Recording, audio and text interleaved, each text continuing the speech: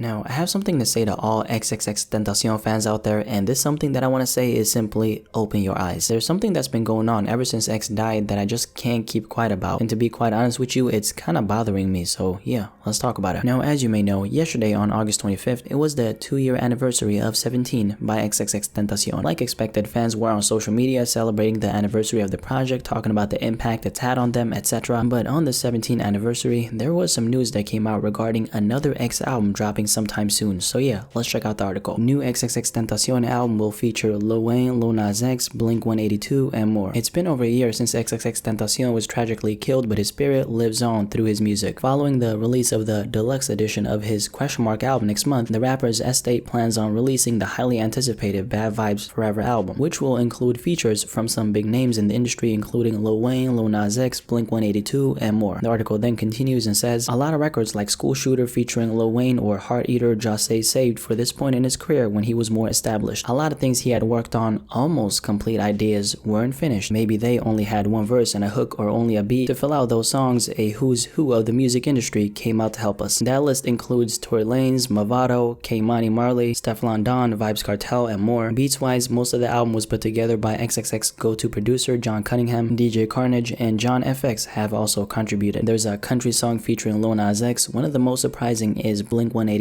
one of Ja's favorite bands. BVF, aka Bad Vibes Forever, that's the album, is expected to drop this fall. XXX spoke about the album in 2017 before his untimely death, telling fans it will be a mix of genres you've seen me dabble with. If you're not a fan of me, this is not an album for you, it is for core fans only. So yeah, it's been a little over a year since XXXTentacion passed away, and there's another album dropping under his name. Ah shit. Here we go again. If you follow me on Instagram or Twitter, then you already know what I think about this. One of my subscribers hit me up in the IG DMs and asked me a very simple question. What do you think about this whole thing? And I responded with what you're seeing in front of you right now. Let's make one thing very clear. Business is business. When you sign a contract and put your name on something, you have to fulfill that contract no matter what. And even in X's unfortunate case, even death isn't gonna free you from the obligations that comes with signing a contract. Why am I saying this? Well, because before X passed away, he actually signed a $10 million contract with his label. Now, the specific details of this deal, of course, isn't public, so we don't know exactly what X agreed on when he signed this deal, but we do know that he would have gotten $10 million for whatever he said he would do on those papers when he signed that contract. We can only assume there was a specific set amount of albums he promised to release in exchange for that $10 million, because that's how it usually works. But the point is, this is business, and I'm mentioning this because I actually do agree. Just because he died doesn't mean that he shouldn't have to follow through with the contract he signed. If he's not here to do that, of course, obviously he's not, then whoever is controlling his music has to do it for him. My issue with this though is they've made way more at this point, like way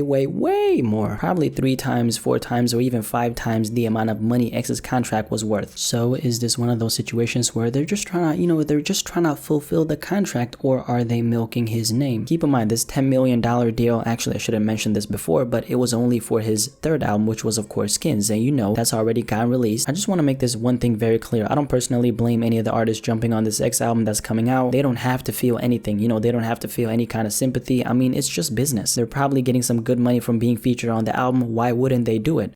By the way, before I continue, I just want to talk about one of the artists who's going to be featured on this X album, which is of course Lil Nas X, as you can see from the headlines. Now, a lot of people are coming out and calling Lil Nas X a hypocrite because in 2018, he tweeted this right here. Now, keep in mind, this was way before he blew up. I mean, just look at the date. Yesterday, when the news about, him being featured on this X album came out, people started raising their eyebrows because it looks like this was a shot at X. And just looking at this tweet, you already know what people are thinking about the whole controversy surrounding X. I really don't want to talk about that in this video, but the point is, now that he's going to be featured on this X album, he's catching a lot of backlash for that tweet. Now, all I want to say regarding this is he doesn't mention a name, so accusing him of dissing X because of this tweet would be a stupid thing. The reason why people are leaning more towards this tweet being a shot at X is because Ski Master Slump God, who of course was a good friend of X, liked this tweet right here. And then on the other hand, Ski follows Lil Nas X on Instagram and I believe Twitter as well, and there's been some rumors about them perhaps collabing sometime in the future. So now I'm kind of scratching my head, but I just wanted to clear this whole thing up because I know a lot of people are going to be commenting about it. My take on this, I personally don't think he was referring to X. I mean, let's just keep it a buck. This tweet could be applied to a bunch of rappers in hip-hop right now. What makes you think he was targeting X specifically? It just doesn't make sense to me. If he really meant what he said, then obviously he would have never agreed to be on the album. Of course, now that that's out of the way, let's keep talking.